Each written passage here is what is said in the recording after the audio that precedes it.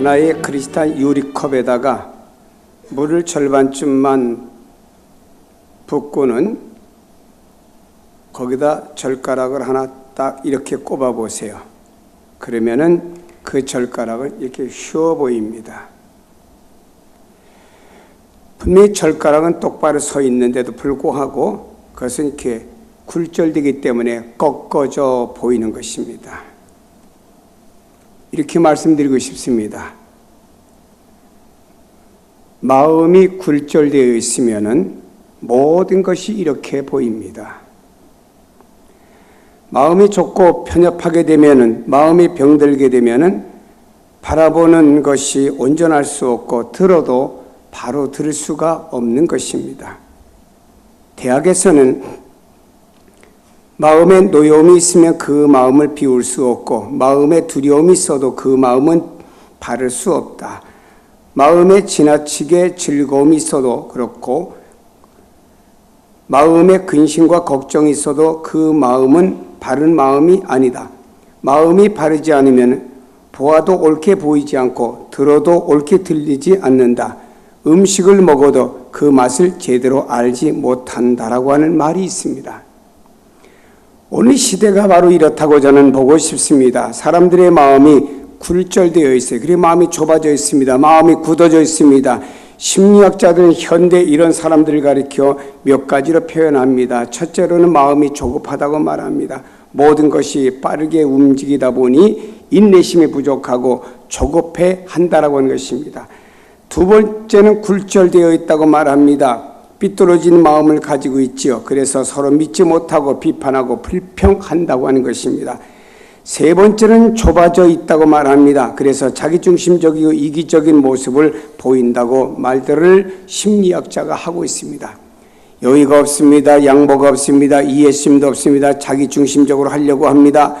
우리가 신앙생활을 하면서도 조급하고 비판하고 정죄하고 시기하고 질투하는 마음이 있으면 우리의 마음이 굴절되었고 또 그만큼 좁아지고 편협해졌다라고 하는 증거가 되는 것입니다. 그러므로 잠언 28장 14절에 마음의 강박을 면하라 라고 말씀했고, 잠언 16장 32절에는 마음을 다스리는 자는 성을 전쟁에서 빼앗는 자보다 위대하다고 표현을 하고 있습니다.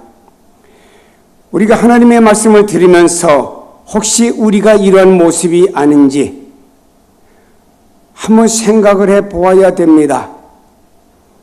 마음이 바로 되어야 됩니다. 마음이 넓어야 됩니다. 모든 것은 마음에서부터 시작이 되는 거예요.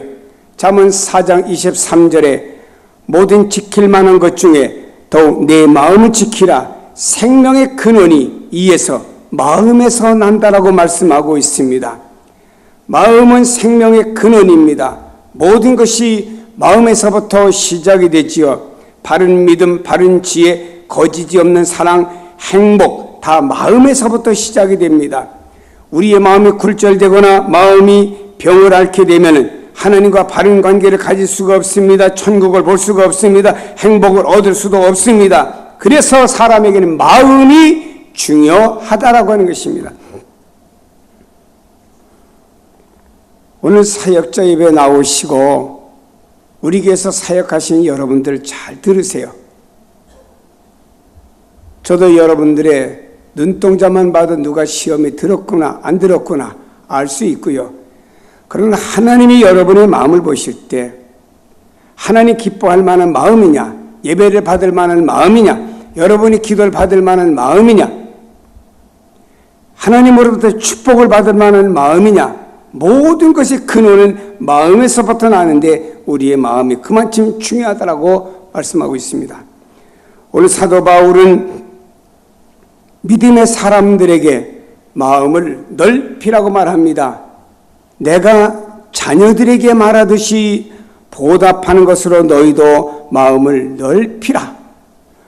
부모가 자녀에게 말하면 자녀가 부모에게 무엇인가 보답해야 되는데 내가 너에게 말하듯이 하노니 보답하는 것은 너희 마음을 넓히라. 고린도교회에 권면하는 말씀입니다. 이 고린도 교회는요 분쟁이 많았던 교회입니다. 네가 잘났네 내가 잘났네 바울파, 아볼로파, 게바파 뭐 대단한 파가 많았습니다.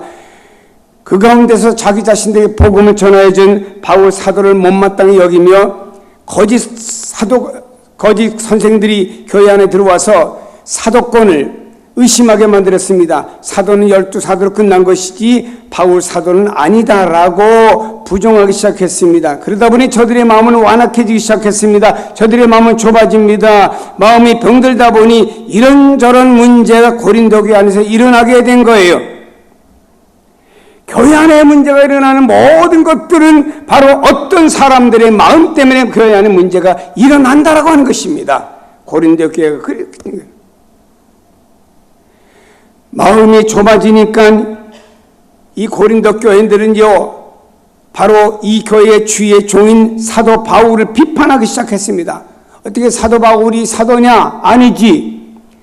사도 바울은 사도는 12사도로 끝났는데 바울은 자칭 사도라고 하는 것이다. 이렇게 옆에 있는 부정적으로 말하는 사람, 거짓 교사들이 말하니까 거기에 충동이 되어져 가지고 이 사람들은 사도가 아니다라고 부정하기 시작했고, 그러다 보니 긍정하는 사람, 부정하는 사람 나누어지면서 여러 계파가 고린도 교회 안에 세워지게 된 것입니다. 자기 기준에서 어떤 사도 바울을 가지고 이러니 저러니 했던 고린도 교인들이라고 하는 것입니다. 마음이 좁아지니까 이런 현상이 나타나게 된 것입니다.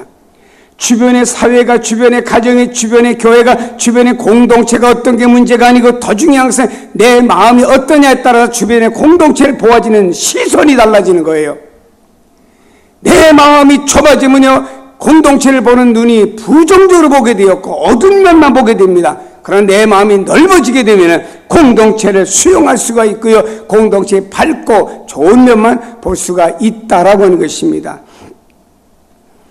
바울은 말합니다. 고린도인들이요, 고린도 교회 성도들이요, 이 말을 우리말로면 성현 교인들이요 라고 하는 말씀이 되겠죠. 너희를 향하여 우리 입이 열리고 우리 마음이 넓어졌으니 너희가 우리 안에 좁아진 것이 아니라 오직 너희 심정이 좁아진 것이니라. 내가 자녀에게 말하듯 하노니 보답하는 것으로 너희도 마음을 넓히라고 말씀하고 있습니다. 여기 말씀하고 있습니다. 너희를 향해 우리 입이 열렸다, 마음이 넓어졌다고 하는 것은 어떤 비밀도 없이 숨김없이 너희 고린도 교인들에게 내가 다 말하겠다, 이런 뜻입니다. 너희가 우리 안에서 좁아진 것이 아니라 너희 심정에서 좁아진 것이라 이겁니다. 다시 말해 고린도 교인들 그 마음이 옹색해진 것을 바울은 지적하고 있는 것입니다. 그래서 바울은 마음을 열고 진실을 드러냈지만 고린도 교인들은 거짓 교사들에게 속아가지고 바울의 사도권을 의심하며 바울을 그때부터 비난하기 시작했다고 하는 거예요. 바울이 자기들에게 복음을 전해줄 사람을, 이 땅에 그러므로만 복음을 들은 사람들이 그 바울을 비난하게 되었다고 하는 것입니다. 다음에 말합니다. 내가 자녀에게 말하듯 하노니 보답하는 것은 너희도 마음을 넓히라. 내가 영적 아버지와 같이 너희들에게 말한다. 너희들에게 나에게 보답, 나 바울이 복음을 전해주었고 말씀을 가르쳐 주었는데, 그러나 바울에게 너에게 보답하는 것은 마음을 넓히는 것이다라고 사도 바울은 강조하고 있습니다. 우리가 바른 믿음의 삶을 살려고 하면은 먼저 마음을 다스려야 합니다. 마음을 넓혀야 합니다. 마음이 좁아진 상태에서 바른 예수, 바른 신앙생활, 바른 천국 이루어질 수가 없습니다. 마음이 넓어야 바라볼 수 있고 바로 들을 수 있고 바로 믿을 수 있습니다. 마음이 넓어야 내가 편안할 수 있습니다. 마음이 넓어야 모든 주변의 관계가 아름다워집니다.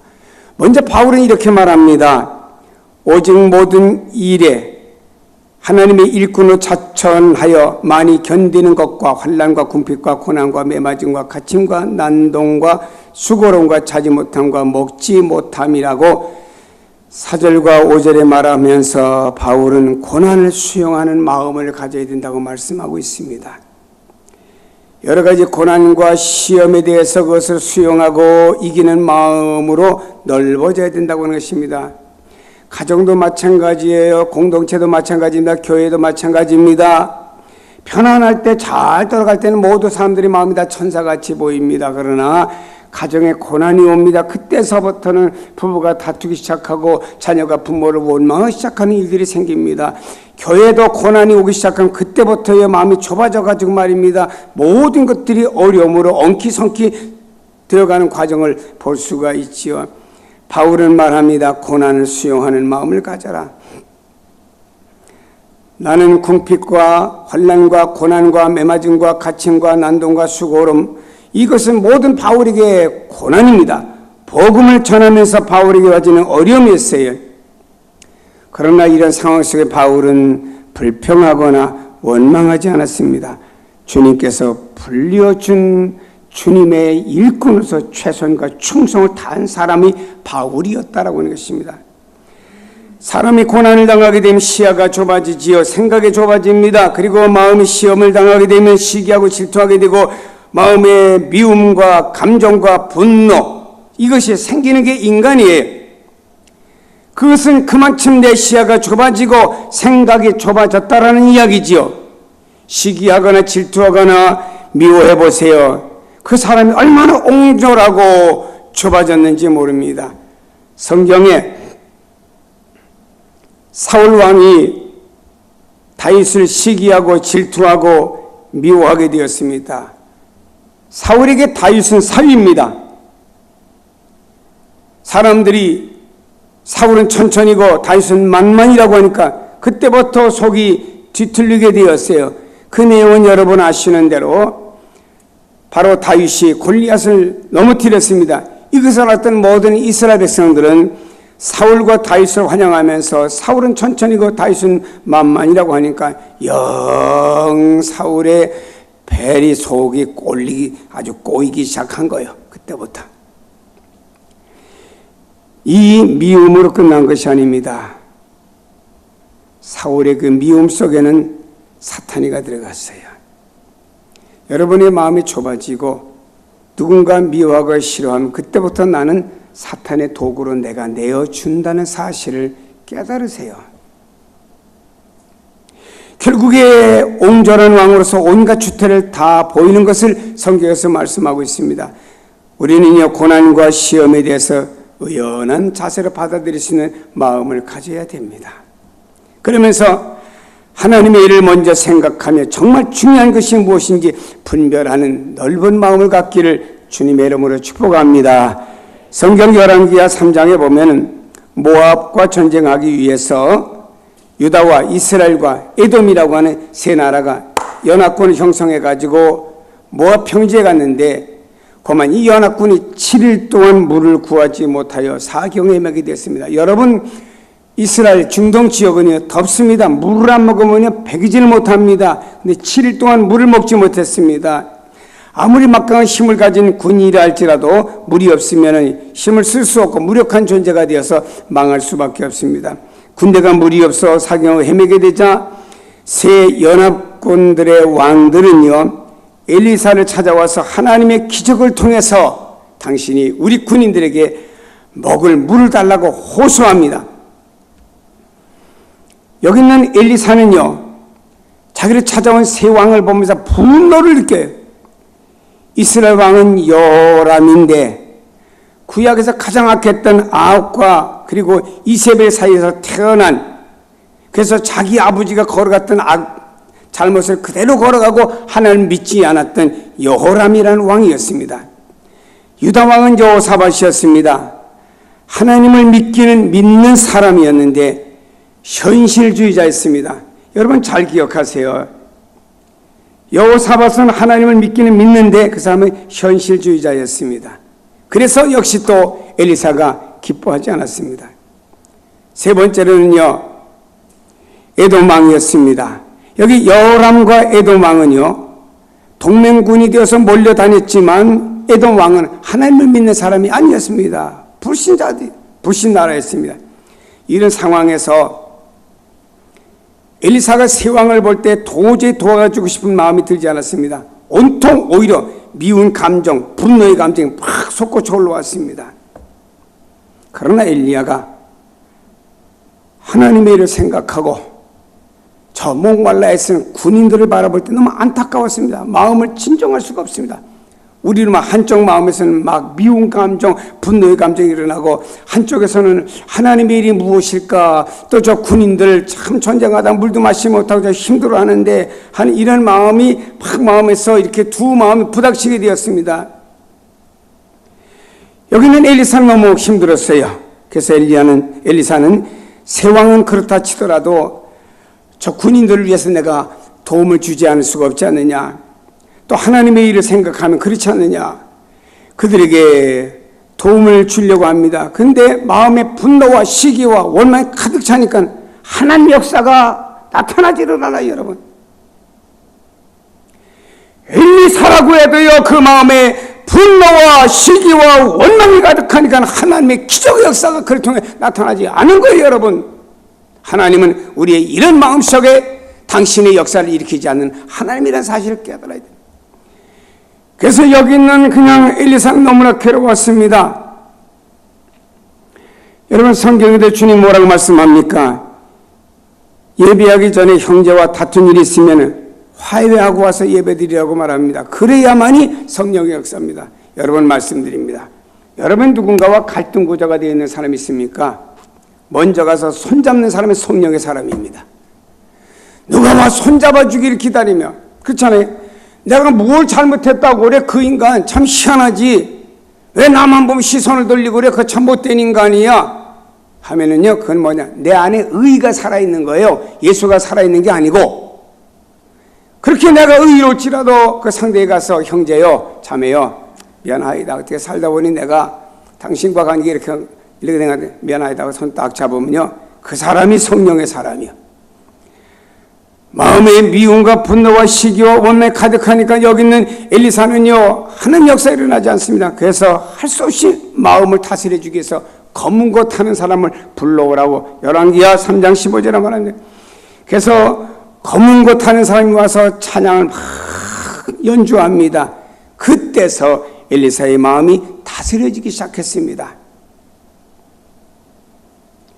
검은 것 타는 사람이 거룩한 찬양을 연주하게 될 때 마음의 분노가 점점 가라앉으면서, 그때서 엘리사가 하나님을 만날 마음의 준비가 그때서 된 거예요.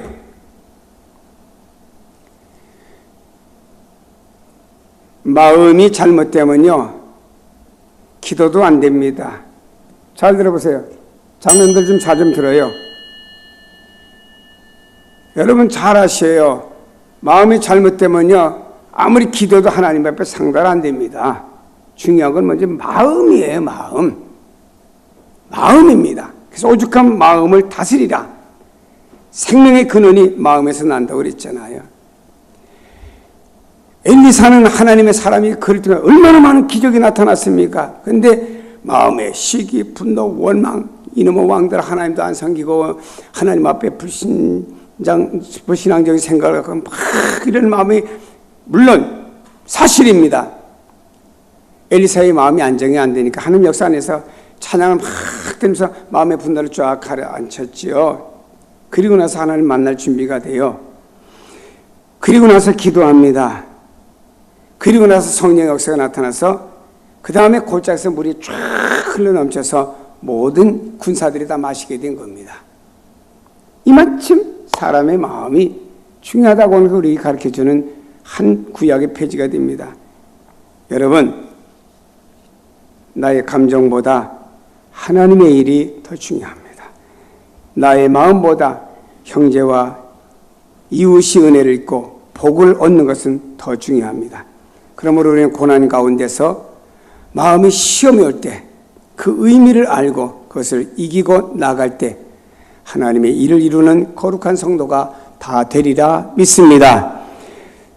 다음에 우리는요, 하나님의 성품에서 나오는 마음을 가져야 됩니다. 바울은요, 하나님의 성품에서 나오는 마음을 가지고 마음을 넓히라 그랬는데, 하나님의 성품에서 나오는 하나님의 성품이 뭐죠? 성경에 말씀합니다. 깨끗함, 지식, 오래 참음, 자비함, 성령의 감화와 거짓이 없는 사랑, 진리의 말씀, 하나님의 능력으로 의의 무기를 좌우에 가지고 오라고 말씀했습니다. 자신의 마음이 아닙니다. 하나님의 마음으로부터 나오는 마음을 가지고 사도의 본분을 감당했다고 말합니다. 그는 두 마음을 품지 않은 깨끗한 마음을 가졌습니다. 여러분, 그는요 지식을 가졌습니다. 오래 참았습니다. 자비, 착한 마음, 거짓 없는 사람, 이런 것으로 하나님의 성품으로 가득 차니까, 하나님의 성품으로 가득 차니까 여기는 바울의 마음이 넓어졌어요. 우리는요, 우리 교회 와서 예배대 삶 속에 딱 들어가면요, 삶 속에서는요 하나님의 성품이 아닙니다. 자신이 살았던 성품의 어떤 무엇을 가지고 딱 인생을 보고 관계를 보고 모든 걸 봅니다. 그러다 보니까 마음이 닫아졌다 열어졌다 닫아졌다 열어졌다 그러는 거예요.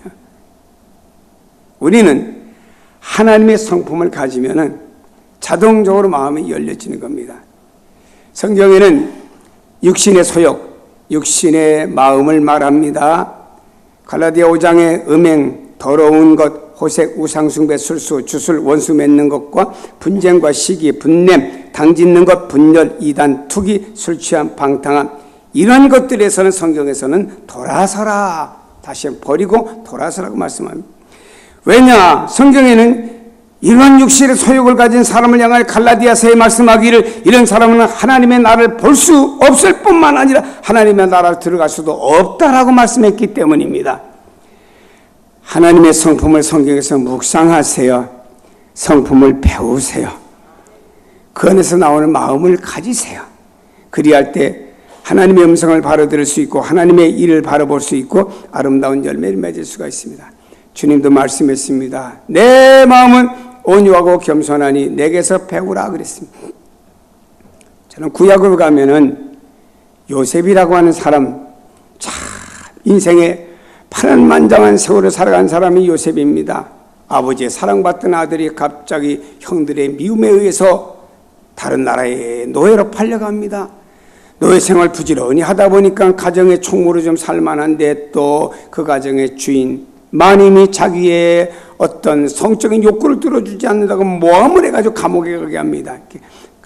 파란만장한 세월이 지나갔는데 성경의 창세기 39장부터 쫙 보면요, 요셉은 형들도 원망하지 않았고 보디발의 부인도 원망하지 않았고 환경도 원망하지 않고 누구도 원망하지 않았습니다.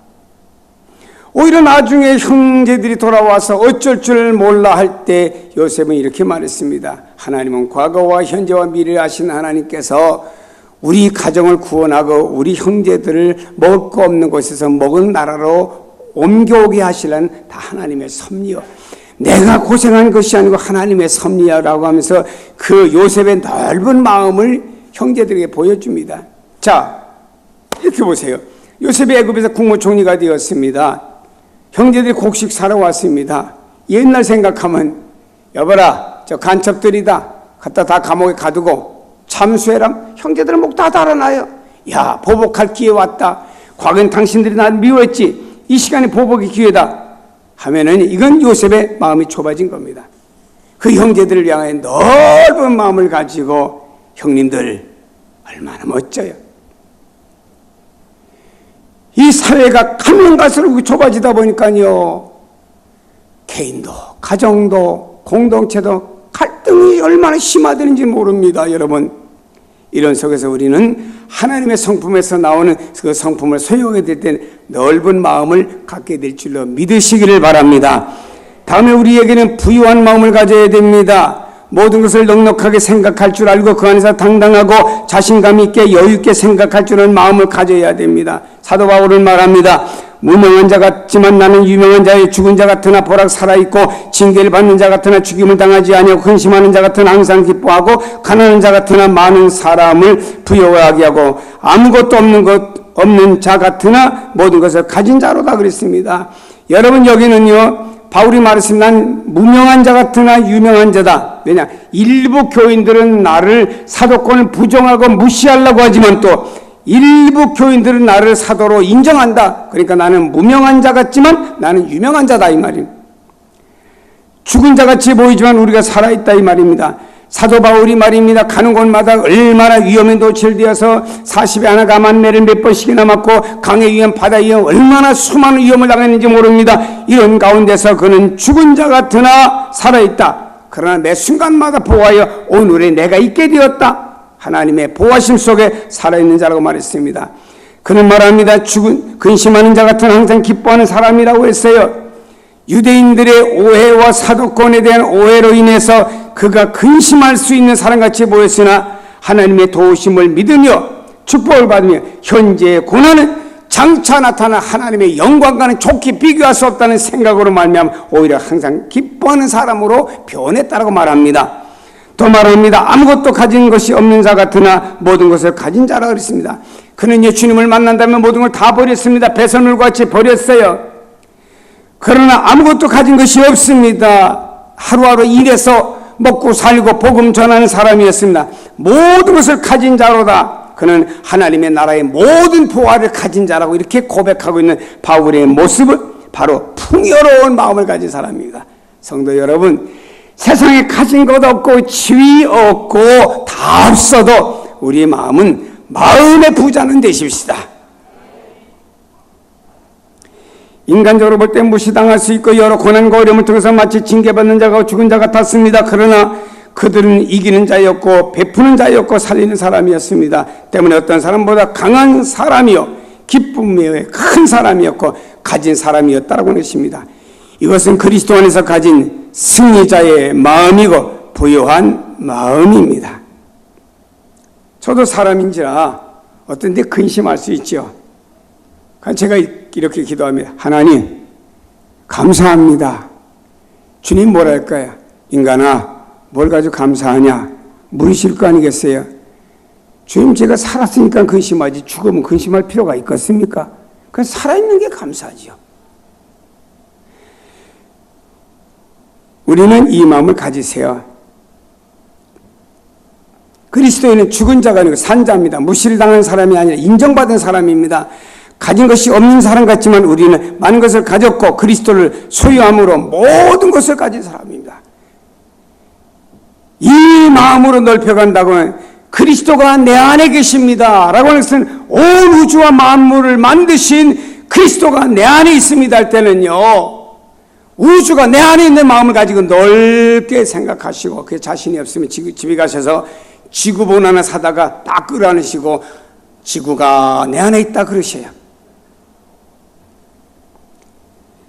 우리가 이런 마음으로 살아간다 우리는 부유한 삶을 살 수 있습니다. 넉넉한 삶을 삽니다. 이기는 삶을 살 수 있습니다.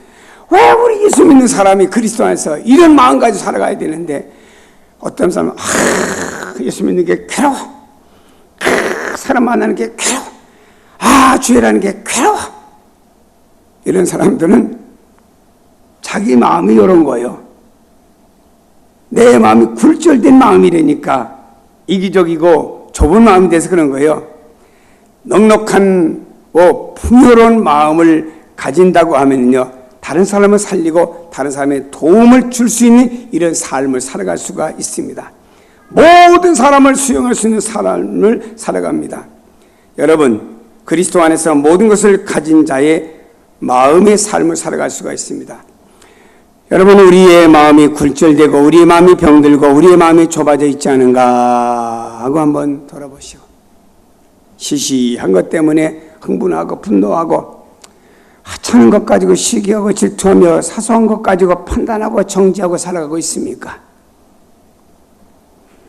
이제 말씀 안에서 넓히시기를 축복합니다. 속 좁은 그리스도인, 마음이 좁은 나, 그래서 시기하고 질투하고 원망하고 불평하고 경쟁과 다툼의 삶이 아니라 모든 것을 수용하고 이기는 마음, 넉넉한 마음을 가지고 베푸는 여러분이 되시기를 바랍니다. 고난을 수용하는 마음을 가지세요. 하나님의 성품으로부터 나오는 마음을 가지세요. 모든 것을 가진 자라는 부유한 마음을 가지세요. 그 옛날 그 사극이나 그런 책들을 보면요, 겨울이 되면 춥잖아요. 얼마나 춥습니까? 옛날에 옷들은요. 근데 막 그 하인들은 이렇게 겨에다가 마당에다 겹불을 이렇게 피워가지고 겹불을 찐답니다. 그러나 양반들은요, 아무리 추워도 겹보를 안 찐답니다. 여러분요, 여름에 억수 같은 비가 쏟아지면 사람은 뜁니다만 양반들 비를 다 맞으면 천천히 걸어갑니다.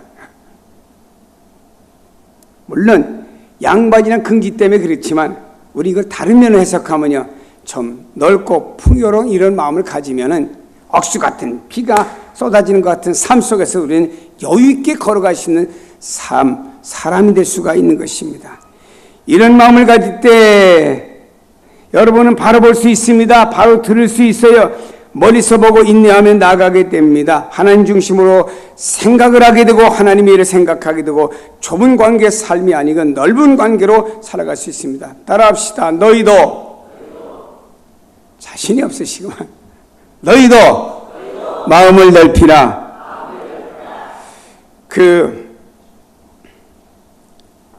평양에 있는 산정형교회 담임 목사님이 주기철 목사님이죠. 거기에 수석 장로님은 조만식 장로님, 오산학교 교장을 지내신 분입니다. 오산학교 교장으로 조만식 선생님이 계실 때 그때 학생이 주기철 학생이었습니다. 쉽게 말하면 조만식 선생님께서 키워낸 제자 주기철 목사님이 나중에 스승이 계시는 수석 장로님으로 계시는 그게 담임 목사님으로 온 겁니다. 근데 조만식 장로님은 참 일이 많고 정부와 또 많은 사람들을 만나야 되다 보니까 부득이 주일날 어떤 정부와 관계된 사람을 만났어요. 예배 시간 좀 늦게 이렇게 문을 삐끗이 열고 장로님 싹 들어옵니다. 아니, 예배를 인도하던 주기철 목사님 그걸 보더니, 장로님 앉지 마세요. 그 자리에 서 계세요.